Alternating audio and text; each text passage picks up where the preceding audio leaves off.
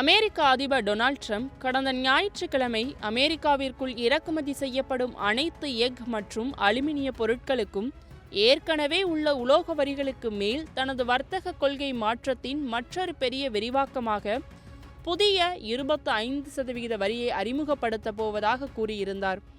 Air force ஒன்றில் செய்தியாளர்களிடம் பேசிய ட்ரம்ப் திங்கட்கிழமை புதிய உலோக கட்டணங்களை அறிவிப்பதாக கூறியிருந்தார். செவ்வாய் மற்றும் புதன்கிழமைகளில் பரஸ்பர கட்டணத்தை அறிவிக்கப் போவதாகவும் அவை உடனடியாக நடைமுறைக்கு வரும் என்றும் எல்லா நாடுகளுக்கும் இது பொருந்தும் என்றும் அறிவித்துள்ளார். 2019ஆம் ஆண்டில் ட்ரம்பின் ஆரம்ப வரிகளுக்கு பிறகு எஃகு ஆலைகளின் திறன் பயன்பாடு 80%த்திற்கும் அதிகமான அளவிற்கு உயர்ந்தது. ஆனால் சீனாவின் உலகளாவிய ஆதிக்கம் எஃகு விலைகளை குறைத்ததால் அதுவும் குறைந்தது குறிப்பிடத்தக்கது. கனடா, பிரேசில், மெக்சிகோ ஆகிய நாடுகளிலிருந்து அமெரிக்கா கடந்த ஆண்டு அதிகமான எஃகையும் அலுமினியத்தையும் இறக்குமதி செய்தது.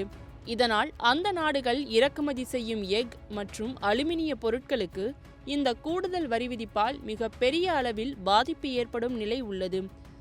மெக்சிகோ, கனடாவிலிருந்து வரும் பொருட்களுக்கு 25% வரி விதிக்கப் போவதாக அறிவித்திருந்த ட்ரம்ப் சில நாட்களுக்கு முன்பு அந்த அறிவிப்பை நிறுத்தி வைத்திருந்த நிலையில் தற்போது இந்த புதிய வரியை அறிவித்திருப்பது பரபரப்பை ஏற்படுத்தியுள்ளது.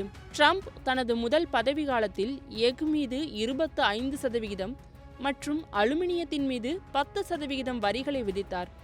ஆனால் பின்னர் கனடா, மெக்சிகோ மற்றும் பிரேசில் உள்ளிட்ட பல வர்த்தக கூட்டாளர்களுக்கு வரியில்லாத விலக்குகளை அறிவித்தார்.